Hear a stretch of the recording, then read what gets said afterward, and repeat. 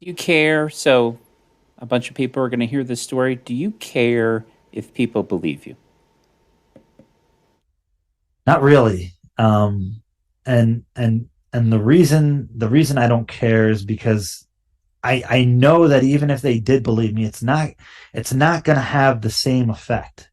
So that's why I really appreciate CE5 and contact work, because I realize that in order for somebody to really get what I'm trying to get at here, you need to have the direct experience, I think. Um, I don't mean that in any kind of like privileged way. Like, in order for you to understand UAP, you have to have experience. I'm not trying to say it that way. What I'm trying to say is, when you have the direct experience or a close encounter, something changes, and, and it's only something that is going to occur through the direct experience. And the idea that if you want to initiate an experience or an encounter like this, you can. And even if you go about it that way, right? I mean, it's one thing if you're kind of walking around, going about your day, and you get some kind of telepathic thing and there's a craft there. Then if you, and it's kind of like you didn't ask for it, you're kind of just thrown into it, baptism by fire. But also the idea that, you can still go about it in a way where, like, that sounds interesting, let me try this. And you can still have the profound direct experience of a close encounter that will result in those kind of transformative qualities and experience, to where it's like, oh, okay, okay, okay, UFO, UAP. It just clicks after the kind of direct experience. So that's really why I like the whole idea of CE5 and contact work, and actually being able to go out and invite an encounter. And nowadays I also put a kind of disclaimer out there for people interested in that, because you know having a close encounter is is intense and it's traumatic, and everybody's going to react differently to that. Even if it's a wonderful experience, it still has a lot of inertia to it.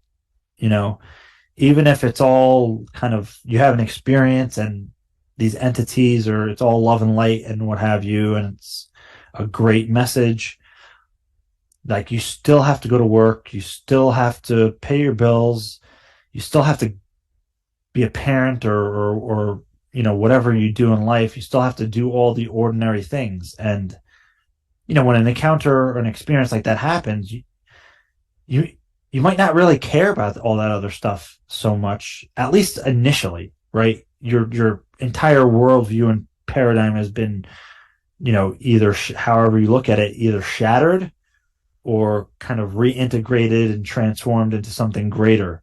Some people have an experience like that and they just don't recover. So, hence the disclaimer, because,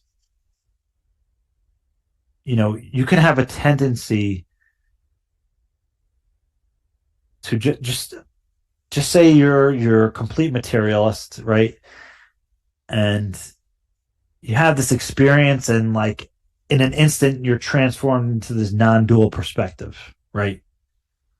You might, you know, you might never, you might not find your grounding again after that, where you're kind of like, okay, this is incredible and it's real, but I still have to do all my basic life stuff, right? Some people might never come down to that grounding and find a way to integrate it into their life in a way that's constructive and helpful to them. It could lead people. I mean, even it could even just if it affects you in that way for 2 years, right? You could end up leaving your spouse. You could quit your job and realize, or think, these things are unimportant. I'm dealing with something much more important and greater here, that's, transformative to mankind and all this kind of thing, right? It's very easy to go down alleyways that way, and it could affect your life very deeply. And that's why I would advise a disclaimer. Um, I understand there's people that are just going to do it, right? That's kind of like me, right? So there's people that are just going to take the paper clip and put it into the electrical socket and see what happens. I know from firsthand experience. you know, but if you're on the fence about CE fiber contact work and you're like, I don't know, then maybe you shouldn't do it. But either way, realize that it could affect you in different ways that you couldn't prepare for. And once it's done, it's done. So be mindful of what territory you want to get into, because you could just say, oh, I want to have UFO experience because I want to just know that UFOs are real. And you have a UFO experience, and in your dream, you end up communicating with a deceased relative, or you have some kind of precognitive or psychokinetic effect. And that other kind of peripheral incident or insight is the one that pushes you over the edge, and you didn't anticipate that. You just want to know if UFOs are real, right? But you have this other stuff going on now, and all of a sudden you're not with it, because it's just, you don't know what's real anymore, right? It undoes everything that you think and all of a sudden you're stable grounding and confidence in what reality is. And I'm gonna go to work and pay my bills and live a good life. All there's new variables that are placed into that equation now, and you're gonna have to cope with it. That is, I couldn't have put it better myself. That is put really well. Um, I've never met a UAP experiencer who ended up taking their experience very lightly. I've never met a person who's like, yeah, I saw an orb, like whatever. You know, it really changes who they are, and it can be quite a challenge to adjust to that.